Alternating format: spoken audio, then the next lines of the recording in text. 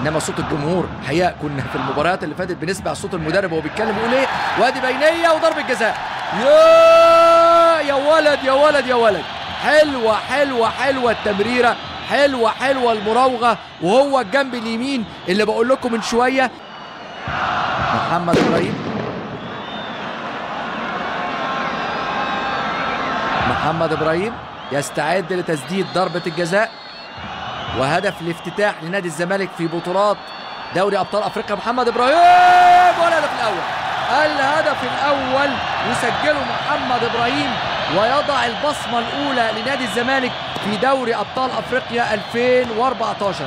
يا حط الكوره حلوه قوي، ثبت حارس المرمى اكنه مسمره كده في الارض، او حط له شويه لزق كده في الارض، لزقه في الارض وحط له الكوره على يمينه، وعلى طول محمد ابراهيم يسجل هدف ايضا. ادي مره ثانيه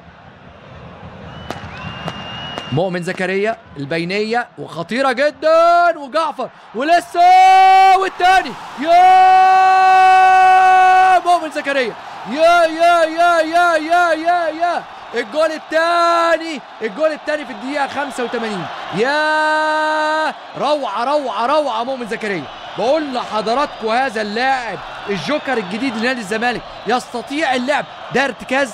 هل ده ارتكاز؟ لا، طابع لاعب ارتكاز بقلب هجومي رائع، قلب اسد هجومي. يا سلام يا مؤمن يا زكريا، مؤمن زكريا. بقول لحضراتكم النهارده ميدو بيعمل حاجه ما شفتهاش في الكوره ابدا، ما شفتهاش لما ذكروا المدير الفني للمنتخب الاسباني الرائع الراحل الحقيقه. وادي مره ثانيه شوفوا الكوره، يا سلام يا مؤمن يا زكريا، شوفوا التمريره بكعب الرجل من احمد جعفر، وادي التسديده الجميله، التسديده الجميله حطها على طول مؤمن زكريا.